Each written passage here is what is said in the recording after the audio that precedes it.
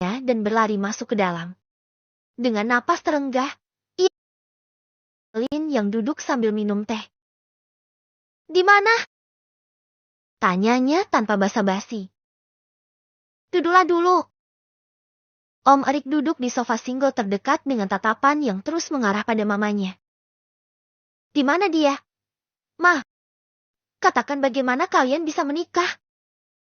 Om Erik sama sekali tak bisa berpikir.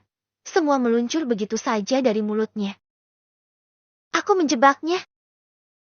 Alis Mama Zelin terangkat sebelah. "Jelaskan." "Aku menyukainya sejak lama. Aku berjanji padanya untuk menikah bila dewasa. Dia juga yang membuatku lepas dari traumaku pada anjing." Mendengar pengakuan Om Erik, Mama Zelin seketika terdiam. Ucapan Om Erik yang mengatakan tentang traumanya pada anjing membuat rasa bersalah di dada Mama Zelin muncul. Setiap kali, jika mengingat masa lalu anak lelakinya ini, Mama Zelin melemah. Karena dia dulu yang terlalu muda, terjebak dalam pernikahan yang salah. Ia hampir gila dan meninggalkan Erik pada suaminya. "Ma, kami sudah menikah," kata Om Erik mencoba membuat mamanya paham. "Kami tidak akan berpisah dengan alasan apapun." Mama yang paling paham bagaimana sakitnya sebuah pengkhianatan dan dicampakkan. Mama yang paling paham bagaimana sakitnya sebuah perpisahan. Karena itu aku menjadi korbannya. Iya, biar aku saja yang menjadi korbannya. Dia wanita yang aku pilih sendiri. Bahkan walau tanpa restu Mama dan Papa, dia tetap akan menjadi pendampingku. Mama Zelin menghela napas dalam. Dia bukan dari kalangan yang sama dengan kita. Erik, aku akan membuatnya setara. Dia pintar. Dalam waktu 5 tahun, aku akan membuat berada di posisi yang sama dengan kita. Atau setidaknya, mendekati kita. Ucap Om Erik yakin. Erik. Mama Zelin menghela napas panjang. Bukan yang seperti itu yang Mama Zelin maksudkan. Aku tidak akan berpisah dengannya. Di mana dia? Erik! Dia tidak bisa menjadi bagian dari keluarga kita. Kalau begitu, aku yang keluar dari keluarga ini. Erik! Mama Zelin meninggikan suaranya. Cukup hanya dengan satu anak lelaki saja sebagai penerus. Anggap saja anak sulung ini sudah mati dimakan anjing karena ikut papanya yang bajing itu. Om Erik berdiri dan berjalan keluar dari rumah besar. Ia berjalan dengan langkah pasti, ia masuk ke dalam mobilnya.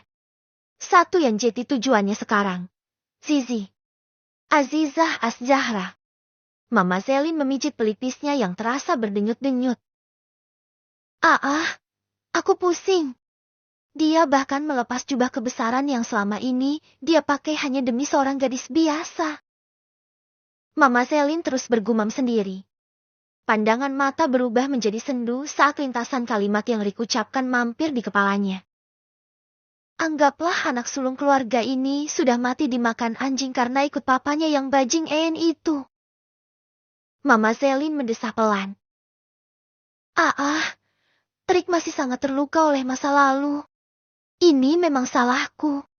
Aku yang membuatnya begitu. Ya Tuhan. Mama Zelin mengusap wajahnya dan menyembunyikan wajah cantik itu di sana. Mama! Cecil! Mama, ada apa? Penyakit Mama kambuh lagi?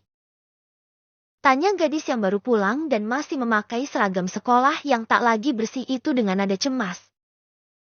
Enggak, Mama cuma pusing. Sahut Mama Zelin mencoba terlihat biasa saja.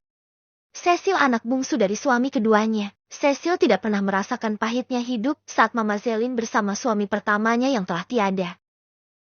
Oh, syukurlah kalau begitu. Kamu baru pulang? Iya, Ma. Dia salah? Ya sudah, cepat ganti baju dan istirahat.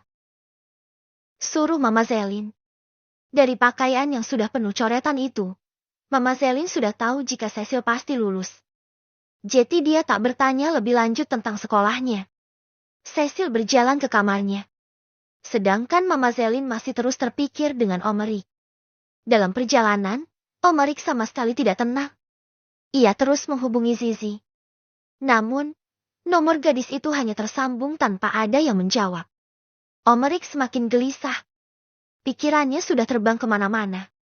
Mobil Mercy hitam itu terhenti di depan kontrakan. Om Erik keluar dari mobil dan melangkah cepat ke dalam rumah.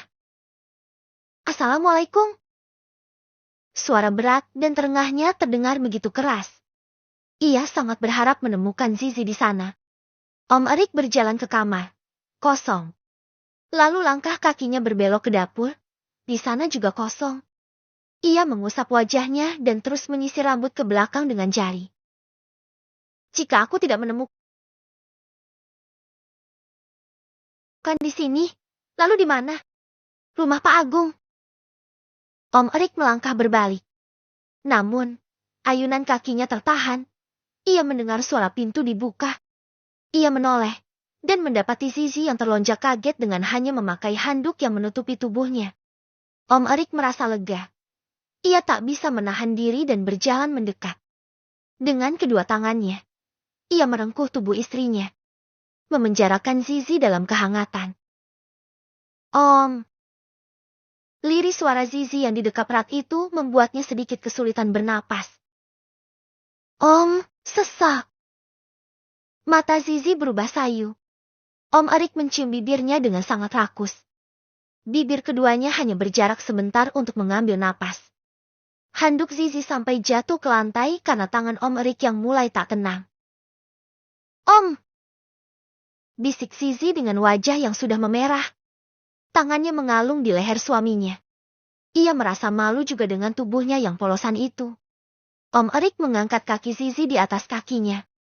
Kaki Zizi refleks menjepit pinggang Om Erik. Kini gadis itu dalam gendongan suami. Apa yang terjadi? Tanya Om Erik setelah sedikit lebih tenang. Ia menyatukan keningnya dengan milik Zizi. Apa maksud Om? Tadi ada seorang wanita datang ke rumah kan? Ah, mamanya Om Erik ya? Apa katanya? Hanya menyuruhku sadar posisi. Om Erik tersenyum sinis. Lalu, aku pulang. Hanya itu. Sebenarnya banyak yang dibicarakan, tapi intinya itu. Kata Zizi. Om, apa Zizi berat? Enggak. Jawab Om Erik yang masih merasa nyaman menggendong Zizi. Bahkan walau nanti ada 2 atau 3 kecebongku yang lolos di rahimu, kamu gak akan pernah berat untukku. Ish, gombal banget, Om Erik. Zizi cemberut. Om Erik tersenyum. Rasanya lebih lega karena Zizi tidak berubah, seperti yang dia takutkan. Om, handuknya jatuh. Senyum Om Erik jadi melebar. Biar saja. Malah lebih cepat. Ish. Dan suaminya. Seusai bercinta dan mandi bareng tadi, Zizi dan Om Erik duduk di ruang tamu sambil menikmati masakan yang tadi Zizi olah. Biar cepat ya Zizi. Zizi cemberut. Om Erik jadi gemas dan mencubit bibir manyun istrinya. Gitu doang. Om Erik terkekeh. Ia merangkul bahu Zizi agar duduk lebih dekat. Gap kita terlalu besar. Zi, kamu juga dengar apa yang Mama bilang kan? Zizi mengangguk. Atau, kamu ingin menyerah?